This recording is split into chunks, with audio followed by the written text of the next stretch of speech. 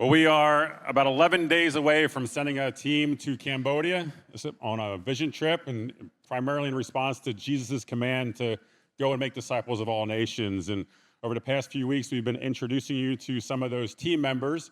And so this morning, I have the pleasure to introduce you to this special couple, Matt Heyman and Annamaria Stylianou. There you go. Got a fan club up there. So, Matt, would you, as we get into this, I want to just introduce you to our church family a little bit here, but you grew up on a dairy farm, milking cows, morning and night, I'm sure. And by day now, you are an HVAC technician, so you're working hard in that industry right now.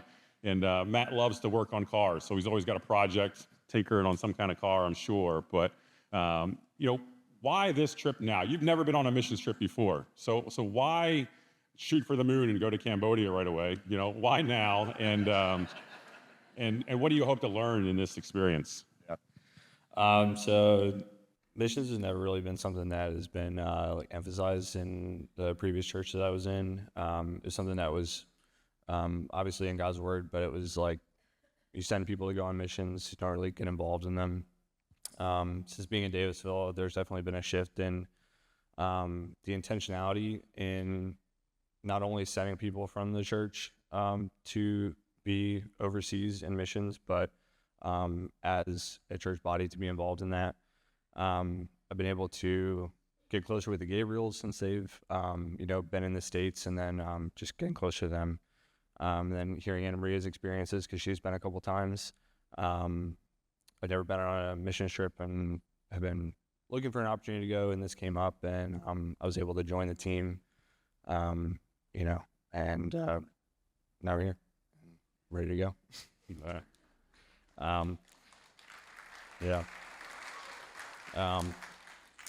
Just praying the Lord would give me a new perspective on just the gospel and seeing a different people, a different culture, different language. So that's very uncomfortable for me.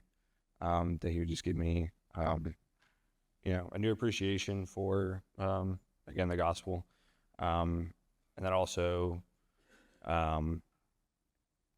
hopefully, see if overseas missions is a place where He wants me to serve, either now or in the future in any capacity. So That's great. And you'll never know unless you take that step, right? And that's what's pretty cool to see. You're learning and taking that step and moving forward. Annamaria, you've been to Cambodia. This will be your third time to Cambodia. Annamaria is a veterinarian nurse. We were talking about all the animals she gets to work on earlier this morning, but veterinary nurse that way, and grew up on the island of Cyprus. And so I've asked her, why did she ever leave? Why would you come here? But and she loves to travel. So there's an adventurous spirit in Annamaria, which probably is why you've been to Cambodia several times and you're ready to go back. But this is trip number 3. And so what makes this trip unique for you, especially in regards to where you are in life and your understanding, this constant understanding of Jesus' mission and just kind of learning more and more about that? The first time I went to Cambodia was the first time I ever really understood what missions was and became interested in missions. And then both times I have gone were trips that had very specific objectives. Like we went for a medical trip. We also went to help at the Black Bride the second time. So I did all the fun things. We got to play with students and meet little kids and meet people that missionaries already had established relationships with. And the second time I came home from Cambodia, I was challenged by someone to really consider what the motive was for wanting to return and to be on the mission field. And I, as a person who really romanticizes life and doesn't really love rejection and really cares about what people think of her and really seeks validation, it was really easy to want to go back when you're experiencing highs of ministry. Like, it's so fun. Why wouldn't I go back? And really realize that I was making missions about me and not what the Lord designed missions to be.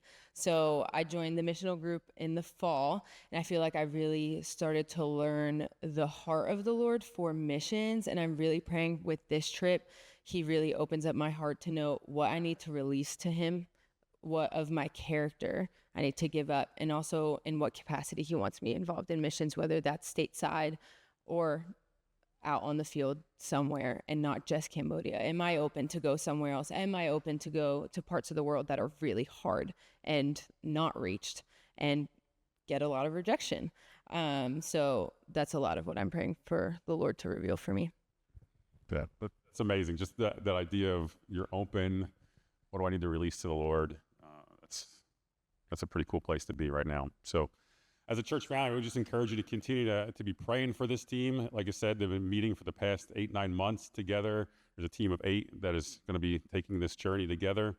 And we just want to continue to support them in what they're doing. So after the service, if you want to take a picture, there's all the team names, all the people who are going on the trip or on the TV just outside the doors. Take a snap of that and pray for them and consider supporting them and encouraging them and being a part of this trip. So we'll hear more next week.